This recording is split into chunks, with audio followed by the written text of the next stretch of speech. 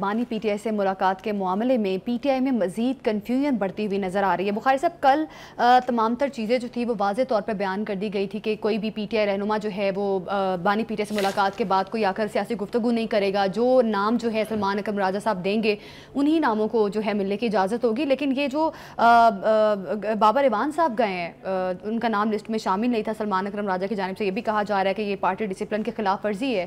کس ایما پر ان کو آج انوائٹ کیا گیا ہے ملاقات کے لیے؟ دیکھیے، اب جو کچھ پارٹی کے اندر ہو رہا ہے وہ کافی ہے یہ ثابت کرنے کے لیے all is not well in the state of Denmark. کیوں؟ بالکل، پہلی بات تو یہ ہے کہ شوکت یوسف زئی صاحب نے باقی کا بھانڈا بھی پھوڑ دیا ہے۔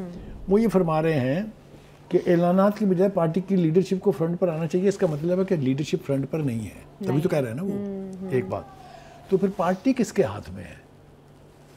کون چلا رہا ہے پارٹی کو؟ ذرا اس کا میں تھوڑا سا انالیسس کرنا چاہتا ہوں، مختصراً ٹائم نہیں ہے زیادہ۔ ایک بات تو یہ ہے کہ ایک تاثر یہ ہے کہ پارٹی کے اوپر وکلا نے قبضہ کر لیا ہے۔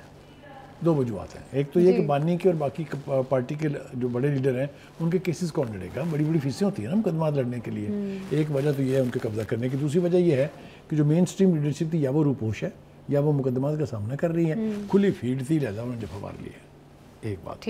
دوسری بات یہ ہے کہ ایک لڑائی چل رہی ہے جو پرانے لیڈر تھے اور جو نئی ارائیولز ہیں پارٹی میں۔ یہ سلمان اکرم راجہ صاحب بہت پرانے نہیں ہیں، یہ تو آپ کو معلوم ہے کب آئے تھے۔ اور یہ اس سے نا ان کے جاننے والے اور دوست بڑے ڈرتے ہیں۔ وہ کہتے ہیں جو آدمی نیچے دیکھ کے بات کرے نا وہ اس سے بہت خوف کھانا چاہیے۔ وہ جو کچھ کہتے ہیں میں اس وقت یہاں کہنا نہیں چاہتا ہوں، میں خود بھی جانتا ہوں، ان سے میری ملاقات ہے۔ Anyway, having said that, اس وقت پارٹی کے اندر بہت زیادہ ڈویژن ہے، بہت زیادہ ایک دوسرے کو گریبانوں سے کالروں سے پکڑ کے پیچھے کر کے آگے جانے کی کوششیں ہو رہی ہیں۔ علی امین گنڈا پور صاحب ایک، دوسری طرف پچھلے 6 دن سے اسلام آباد میں ملاقات کے منتظر ہیں۔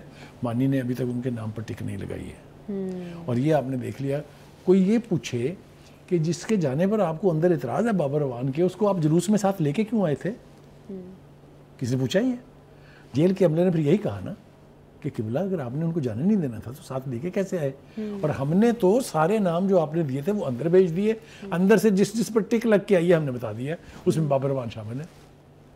تو وہ جو سپوکس پرسن بنے ہیں واحد سلمان اکرم راجہ صاحب، ان کی خواہش کے برعکس، ان کے فیصلے کے برعکس اگر اندر سے ٹک لگ جائے تو مجھے بتائیے کیا کہوں میں اس کو؟ تو کہنے کا مطلب بخاری صاحب، اس طرح تو پی ٹی آئی یقینی طور پہ پولیٹیکلی ویک ہو رہی ہے، جس طرح سے پہلے ہم بات کرتے تھے ڈیوائیڈ کی بھی، اور اس کا کریڈٹ آپ ان کے مخالفین کو نہ دیں، اس کا کریڈٹ ان کو خود پی ٹی آئی کو ہی دیں کہ اس کے اندر اتنے ٹیئرز بن گئے ہیں اب کہ نتھنگ از سموتھ، پرابلمز ہو رہے ہیں اور یہ سارے مل کے بانی کے ساتھ سازش کر رہے ہیں۔ بالکل، بانی کی پارٹی کے ٹکڑے حصے بکھرے ہو رہے ہیں، بانی کی ذات جو ہے، بانی کا جو قد کاٹ ہے اس کو بھی لوور کر رہے ہیں۔ بالکل، اب اس کا فیصلہ نہ آپ کر سکتے ہیں نہ میں کر سکتا ہوں، یہ کرنا بانی نہیں ہے۔ بالکل، بانی پی ٹی آئی نے ہی اس چیز کا فیصلہ کرنا ہے۔ اور یہ جو ملاقات کا جو نیا ایجنڈا اور نیا پروپیگنڈا کیا جا رہا ہے، اس پر پی ٹی آئی کی لیڈرشپ کو سوچنے اور سمجھنے کی ضرورت